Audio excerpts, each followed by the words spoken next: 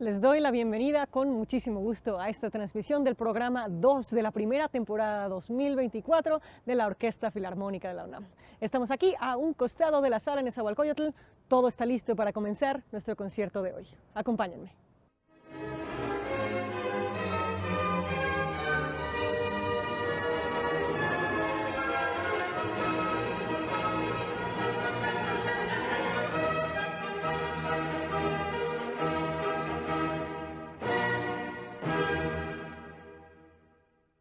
Nuestro programa de hoy está centrado en nuestro continente y es sumamente diverso.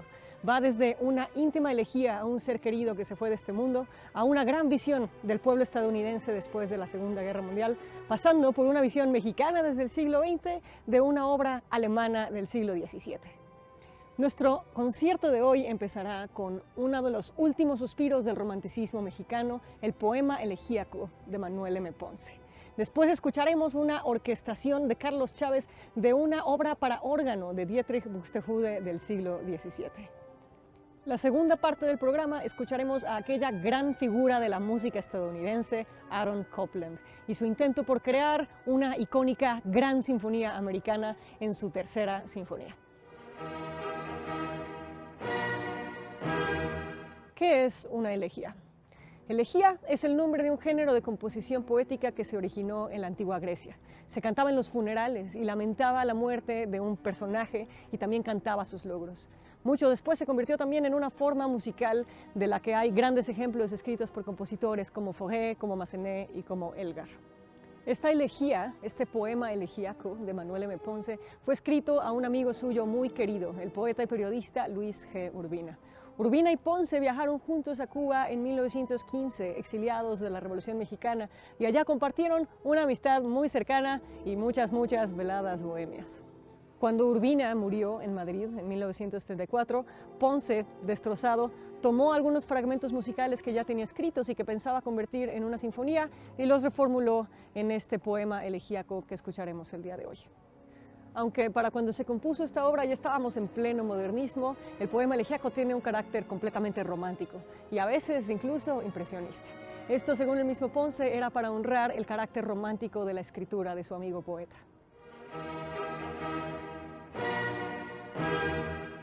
El órgano es un instrumento capaz de una complejidad inmensa. Es como una orquesta en un solo instrumento.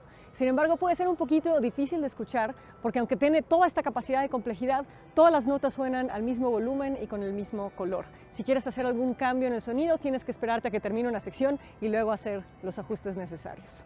Las transcripciones de órgano-orquesta siempre son sumamente interesantes porque tienes disponible toda la gama de colores de la orquesta y entonces se pueden percibir mucho más fácilmente los distintos planos de sonido y las distintas secciones de la obra.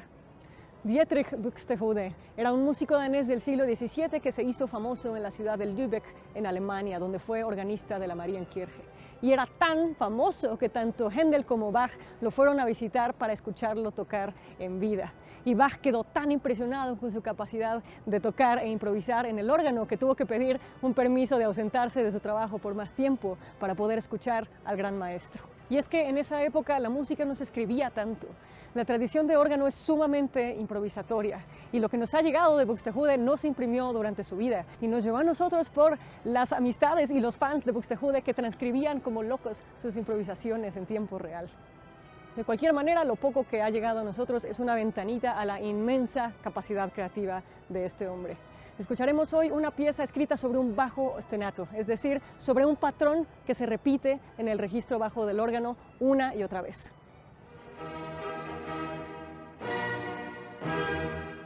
El ostinato sobre el que está basada esta pieza es una variación de la llamada pasacalia menor y suena así. Mi, re, si, do, la, si, mi, re, si, do, la, si, mi. El bajo continuamente durante toda la duración de la pieza, explícita o implícitamente, está tocando esta sucesión de notas. Sobre este fundamento, Buxtehude construye una infinidad de variaciones, empezando desde un lugar más sombrío y agarrando mucha fuerza e intensidad y construyendo una inercia que nos va a llevar sin parar hasta el último compás. Siguiendo los pasos del director estadounidense Leopold Stokowski, quien realizó varias transcripciones para orquesta de obras de Bach, Carlos Chávez realiza la orquestación de esta gran chacona en mi menor de Buxtehude, que se estrenó en Bellas Artes en 1937. Vamos entonces a escuchar de Manuel M. Ponce, poema elegíaco, y de Dietrich Buxtehude, su chacona para órgano en mi menor, número de catálogo 160, en orquestación de Carlos Chávez. Vamos entonces al interior de la sala Nezahualcóyotl, que este concierto está por comenzar bajo la batuta del director huésped Iván López Reynoso.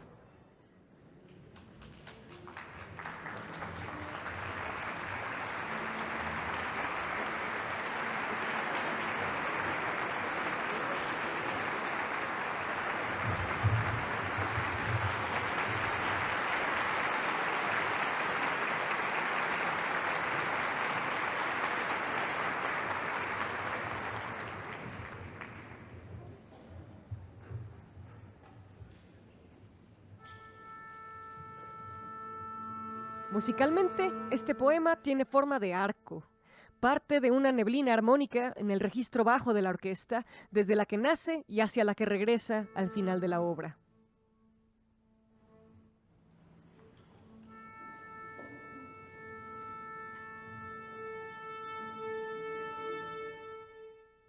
En distintos momentos de la obra se pueden escuchar armonías más acordes al romanticismo tardío y otras más de corte impresionista.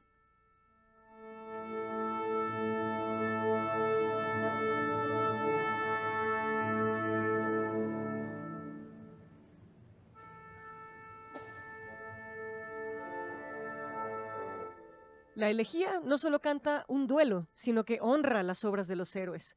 Hacia la mitad de la obra, Ponce llega a un clímax, haciendo estallar los metales y las percusiones, desde el cual vuelve a descender hacia la sombra.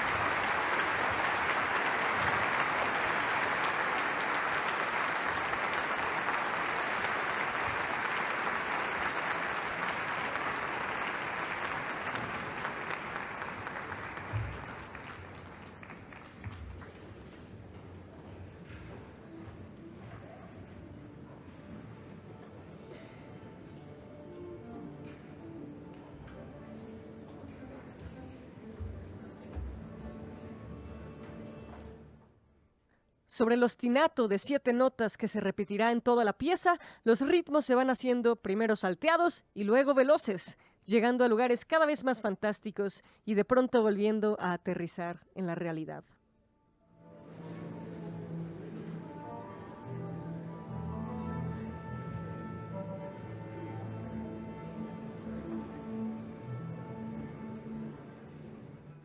En algún momento de la obra desaparece el bajo y nos quedamos flotando sin su sostén. Aquí es más evidente la naturaleza libre e improvisatoria de la pieza, pero en realidad el bajo está implícitamente presente todo el tiempo.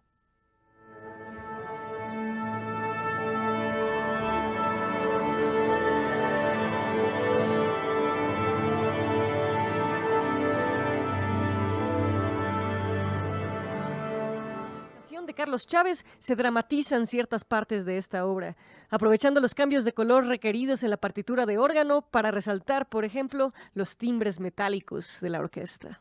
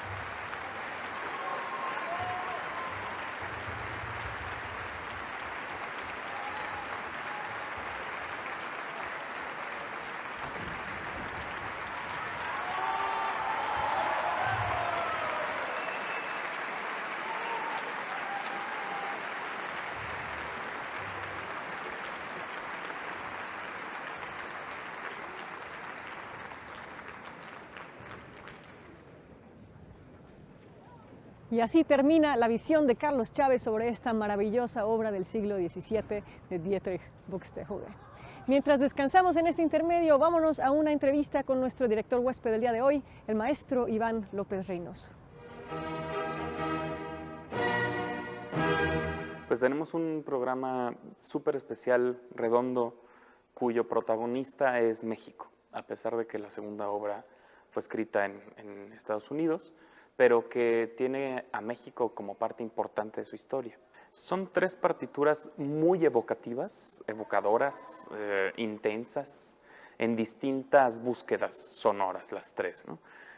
Manuel M. Ponce con su poema elegíaco transitando hacia una especie de neorromanticismo o un siglo XX que todavía tiene una parte muy melancólica, muy tonal, pero también muy rompedora, muy propositiva. Con Carlos Chávez evocamos parajes más bien de grandes catedrales europeas, majestuosas, sonoridades de grandes órganos, como fue escrita La Chacona de Buxtehude, que él reorquestó en esta versión para gran orquesta. Y la tercera de Copland evoca todo, es una sinfonía que lo abarca, básicamente abarca la humanidad misma, esa sinfonía en esos 45 minutos. Es una obra escrita pensando mucho en la humanidad como protagonista y por ende es un gran homenaje a la humanidad este programa. Bueno, especialmente creo que los tres compositores dialogan en este programa a través de la FUNAM, ¿no? Y al haber estado ellos en contacto también con la FUNAM. Es un programa muy especial por eso, ¿no? Manuel M. Ponce tiene un catálogo extensísimo de partituras, conocemos muchas de ellas. Esta es, sin embargo, probablemente una de las menos interpretadas dentro de su catálogo sinfónico, así como en diferencia o en contraste, la tercera sinfonía de Copland es probablemente la partitura sinfónica más importante de Copland y considerada por muchos como la sinfonía americana, la sinfonía estadounidense por excelencia, la gran obra sinfónica del siglo XX de Estados Unidos. Y redondea el programa Carlos Chávez, que al final fue el eslabón entre todos ellos. Gracias a Carlos Chávez fue que visitó México, no nada más Aaron Copland, pero muchísimos otros músicos fundamentales del siglo XX. Carlos Chávez hizo realmente mucho por este país en términos culturales. A Carlos Chávez lo invita Eduardo Mata a dirigir la OFUNAM en su época.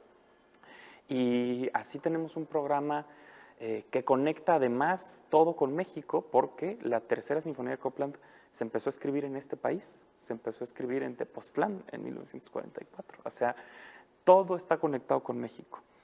Ahora bien, la tercera de Copland es también una sinfonía que transita desde un punto tal vez muy oscuro, como lo fue la Segunda Guerra Mundial, la época en la que se empezó a componer esta sinfonía, pero que al final también es un gran grito de libertad, un gran homenaje a la humanidad, porque la guerra terminó un año antes de terminarse la escritura de la sinfonía. Así es que esta sinfonía transita entre esos dos mundos, ¿no? La oscuridad de la guerra y la euforia de la libertad y de la humanidad como triunfadora.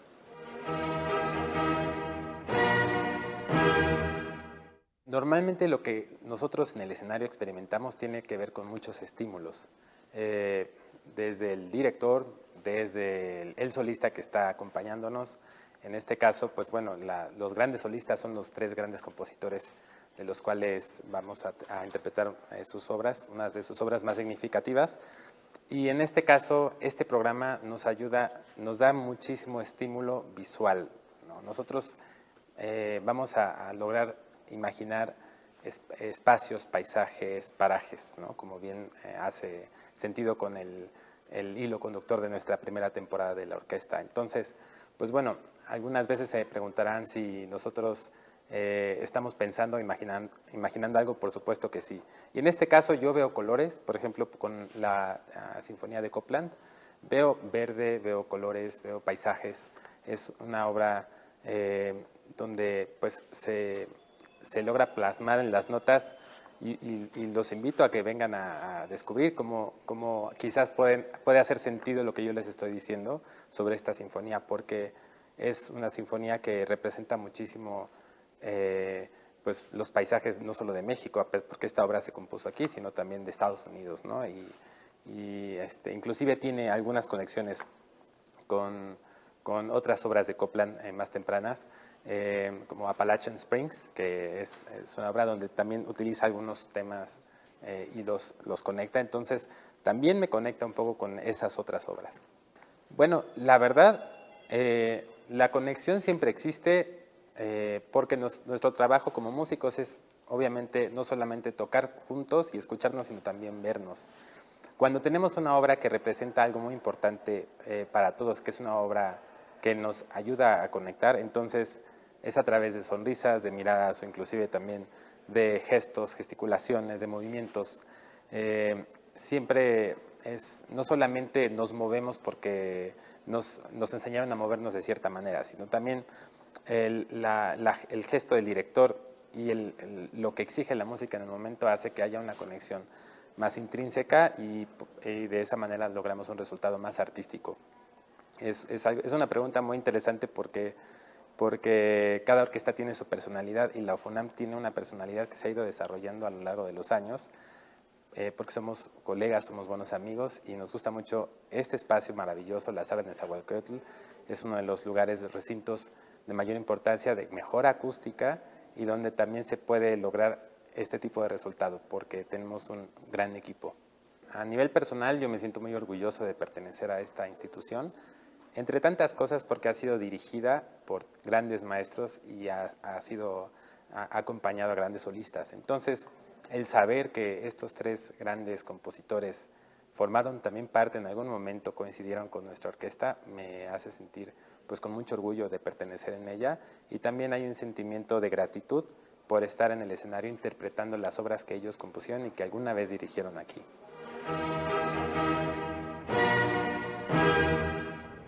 Ahora vamos a la cápsula del día de hoy titulada Copland y Chávez, el sonido panamericano.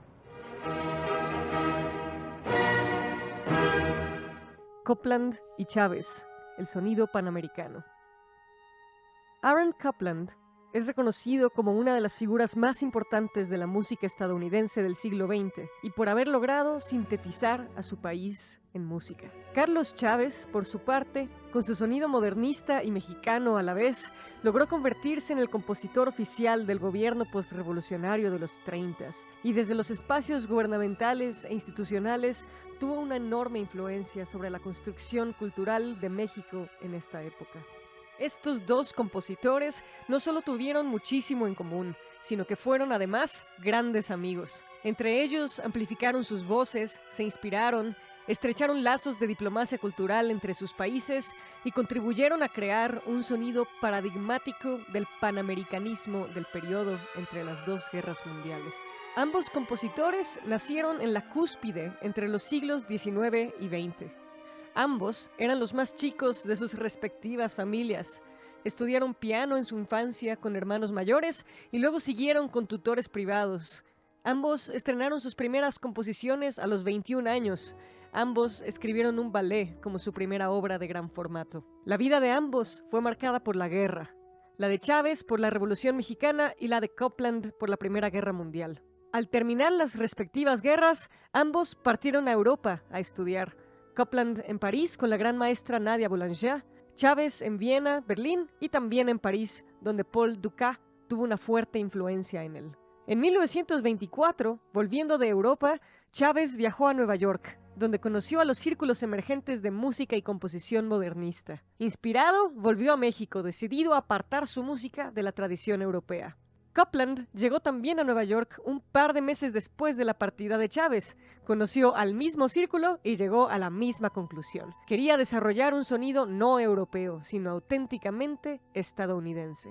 Realmente era el destino que el camino de estos dos compositores se cruzara. En 1926, Chávez viajó de nuevo a Estados Unidos, donde solidificó sus lazos con las redes oficiales de compositores y por fin conoció a Copland. De inmediato se volvieron grandes amigos. Pronto, en 1928, cuando Chávez no llegaba ni a los 30 años, se le nombró director musical de la Orquesta Sinfónica de México y director del Conservatorio Nacional de Música. Y fue desde aquí que Chávez comenzó a guiar la producción musical en México en una determinada dirección, siguiendo fielmente las prioridades del régimen postrevolucionario, la construcción de una identidad nacional homogénea y la institucionalización de un discurso nacionalista en las artes.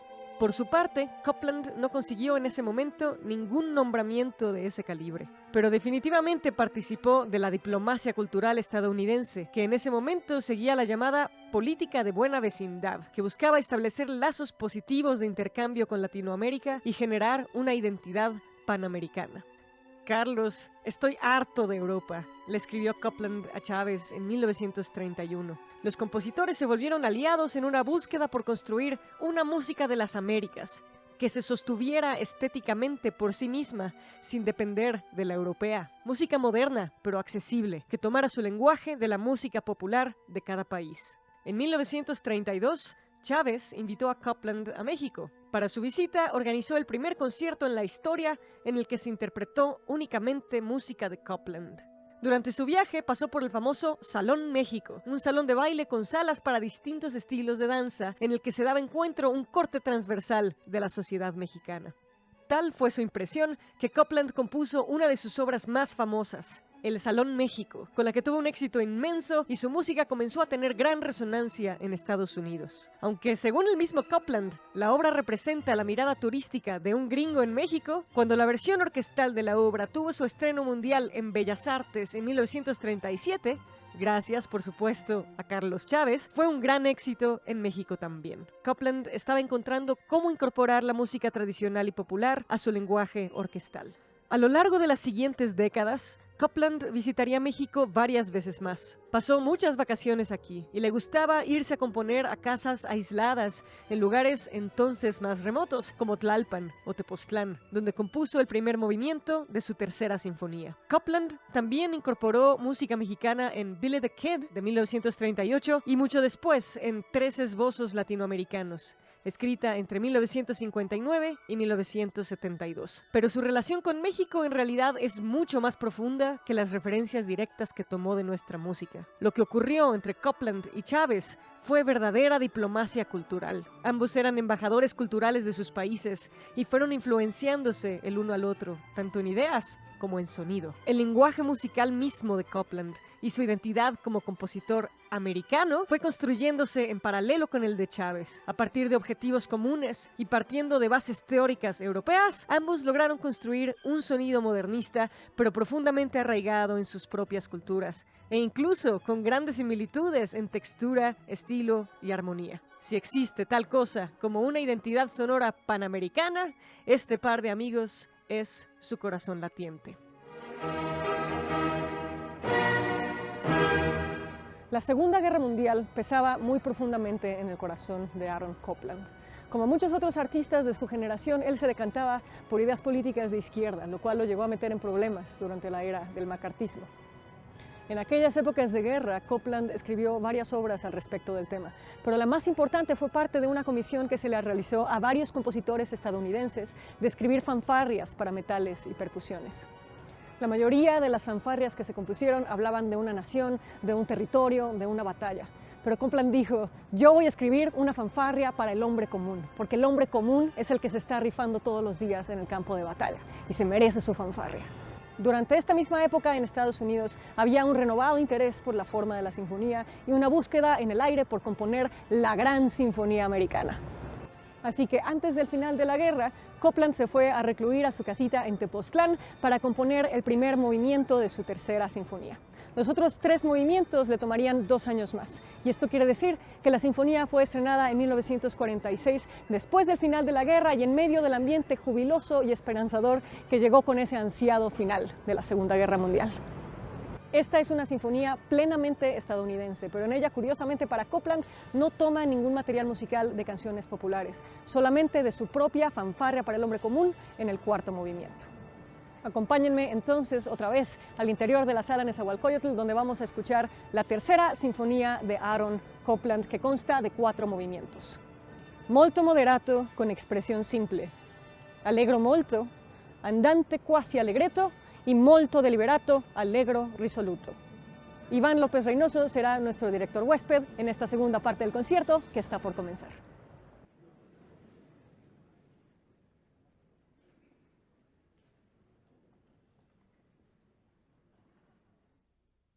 Esta sinfonía, según el propio Copland, tiene forma de arco.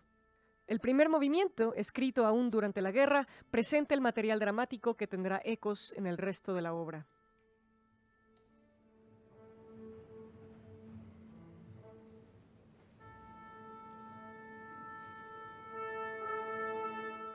La parte central es el segundo movimiento, el scherzo, el más intrincado y enérgico de los 4.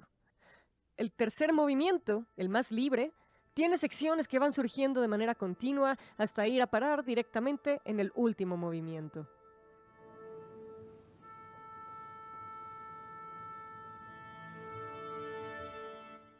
La fanfarria del hombre común es el material del que crece el último movimiento. Copland expande y profundiza sobre este tema, dándole un final luminoso a su sinfonía del fin de la guerra.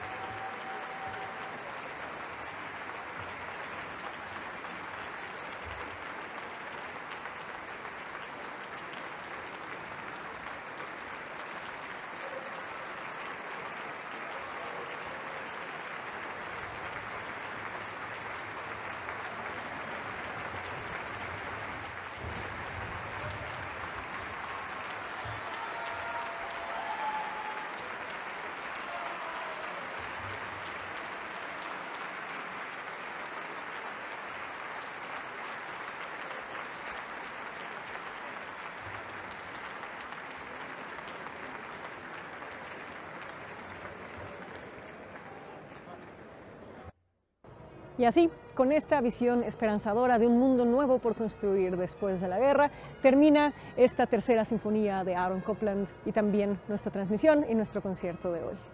Esperamos que lo hayan disfrutado y no dejen de acompañarnos en nuestras siguientes transmisiones de los conciertos de la Orquesta Filarmónica de la UNAM en esta primera temporada con su foro Parajes. Síganos acompañándonos aquí por TV UNAM y Radio UNAM. Hasta la próxima.